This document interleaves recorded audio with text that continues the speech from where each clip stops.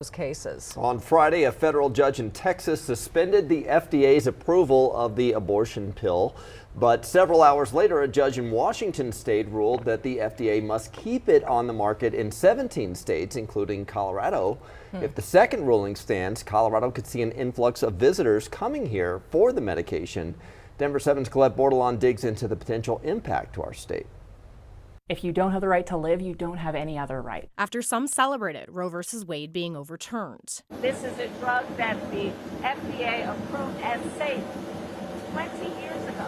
The next big battle about abortion access is hitting the country. This is the only thing I've been talking about for the past 48 hours. Two contradictory rulings over an abortion pill, mifepristone, are likely to end up in a Supreme Court showdown. We learned from a very difficult place last year about what happens when we remove a federal protection. Aria Bolaños Perea is with the Colorado Organization for Latina Opportunity and Reproductive Rights. While we do advocate for access to abortion care, what makes us different than other reproductive organizations is that we advocate for reproductive justice. Colorado is one of 17 states where the pill could remain legal. Colorado comes as a safe haven. Meaning if the rulings become reality, Colorado could see more people coming here to access the pill. While we will see an influx of people coming to Colorado, that doesn't scare us. Last year, when Roe was overturned, the Society of Family Planning reported Colorado saw a 33% increase in abortions from April to August of 2022. That's the third highest jump in the nation.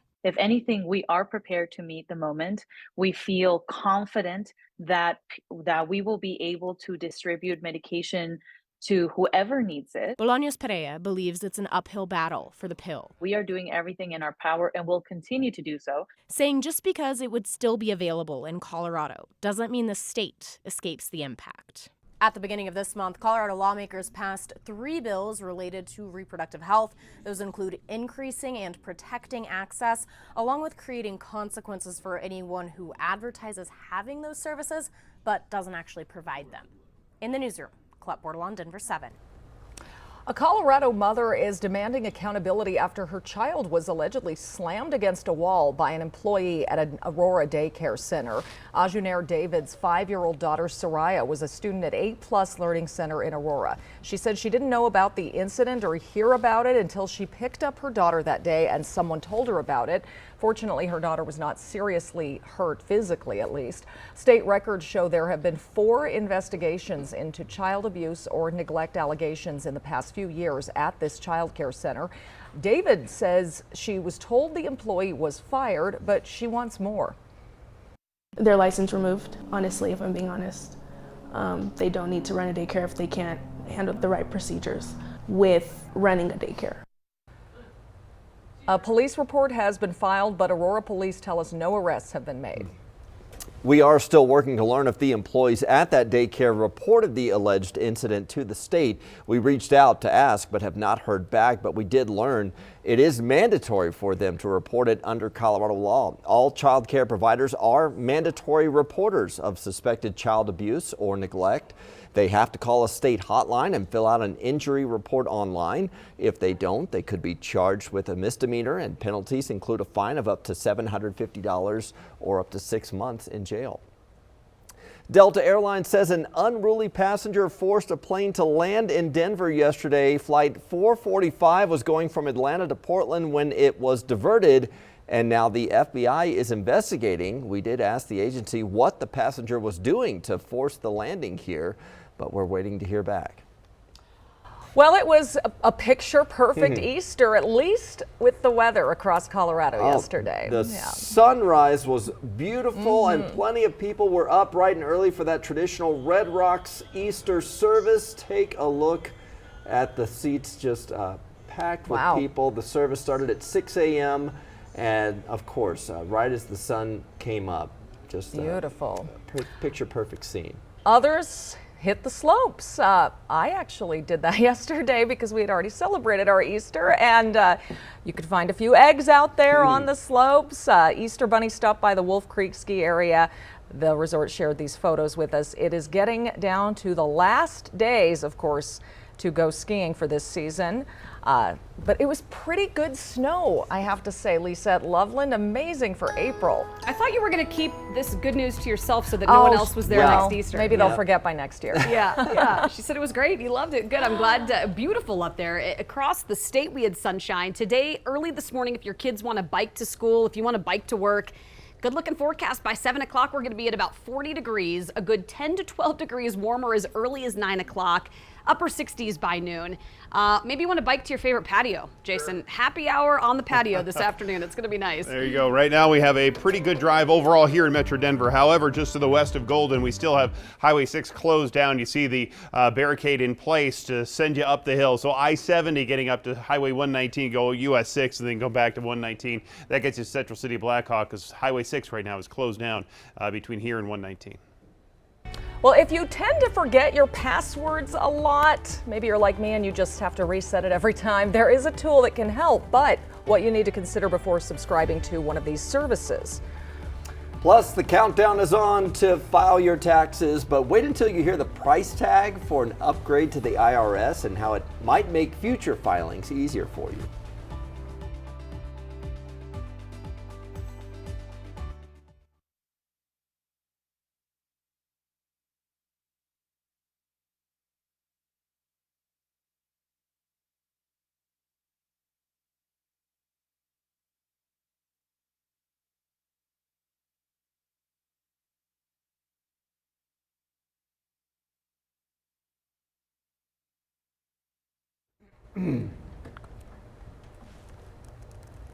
Okay, let's see.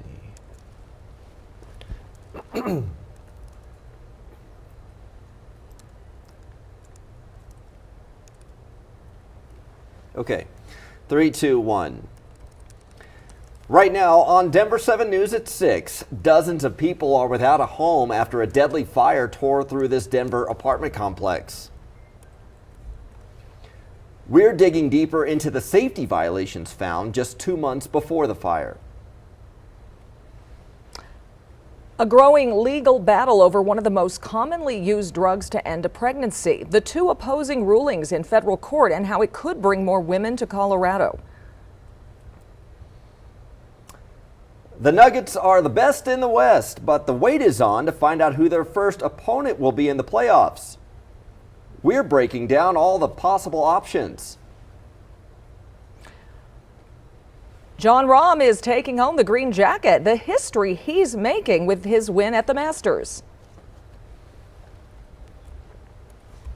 End scene. All right.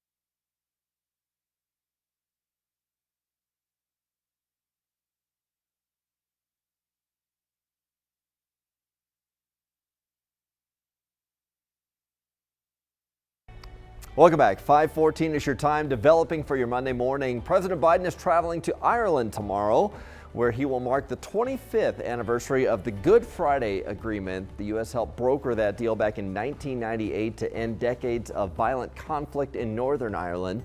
The president will also stop in 2 counties where his ancestors were from. Supreme Court Justice Clarence Thomas has sparked a conversation over a code of ethics It was recently discovered he took trips from a prominent conservative billionaire that went undocumented. Thomas said he didn't report the trips because he didn't think he had to. The Supreme Court does not have a code of ethics right now, and experts say the reason for that is the court is rooted in tradition, but many are now calling for a code of ethics in the High Court due to the influence they have in the country. And you have just over a week to finish filing your taxes. The deadline is April 18th. Meanwhile, the IRS is preparing for a makeover. It wants to spend the $80 billion that Congress provided last year to hire more than 7,000 new auditors to focus on wealthy people and corporations. Mark your calendars. This past weekend marked 1 year until the next total eclipse that will be visible in much of the United States. So the big day is April 8th, 2024. This is video from the last eclipse that was visible in our country in 2017. I actually went to Wyoming to get into the path of totality for that one. It was like a 4-hour drive up and then a 12-hour drive back with all the traffic. Oh my gosh. But totally worth it. So this time, Totality runs a total of 123 miles. It's a different path than last time. This one goes from Mexico up through southwest Texas to northern New England. An estimated 32 million people are within the path. Millions, of course, are also expected to travel to those areas to see the bucket list event. So you got to see day, night, and eclipse all on your trip. It took so long. Oh yeah. I saw it all. All right. Well, turning to your sports news this morning, the Nuggets wrapped up the regular season with a win. Good to see here. Their reserves led the team to a 109-95 victory over the Kings. The starters are resting for the playoffs this week. They still have a few days to find out who they'll play in the first round. They host game 1 of the series Sunday at Ball Arena, but the NBA's play-in tournament starts tomorrow with the Timberwolves and Lakers. Wednesday, it's Oklahoma City and New Orleans. So depending on what all happens with those 4 teams, the Nuggets could actually play any of them. But it was nice to see them at least end with a win. Coach Michael Malone criticized them a little bit for coasting to the finish line here at the end of the regular season, and thought that they could have finished a little bit stronger, but maybe they were just resting. Yeah. Well, and doing that good without your starters, come on.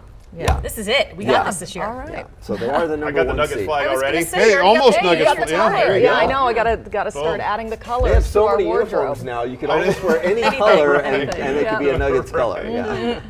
Beautiful weather. What a weekend. I mean, yesterday's sunrise services were gorgeous. We had great temperatures. If you're getting out this morning for a walk or a run, we'll be in the low 40s by about 7 o'clock, 63 by 11, and then upper 60s by noon. So it is definitely shorts weather this afternoon. It's going to be not spring-like, but more summer-like this week. We are going to be well above normal. In fact, about 15 to near 20 degrees above normal here this next couple of days. Highs are going to be in the 70s and even 80s. Looking ahead, it does get cooler for the weekend. Chance for some showers. We do have a change. We'll take a closer look at that coming up. Right now, upper 30s to low 40s. You're going to find a lot of sunshine. Get ready for another very bright eastbound drive today. Golden right now, a very mild 42. Highlands Ranch, you're at 37. Same thing there in Commerce City, and some 20s and even upper 30s in the mountains this morning. When it comes to alerts, we do have a fire weather watch to the far eastern plains. Pretty dry. Winds will kick up a little bit more there, and it's going to be pretty toasty across southeastern Colorado today. 30s, 40s here early on, and then by about right around 12 o'clock, we're going to already be in the upper 60s near Denver, low 60s closer to Fort Collins and Loveland. Same thing there in Castle Rock, right around 64 by lunchtime.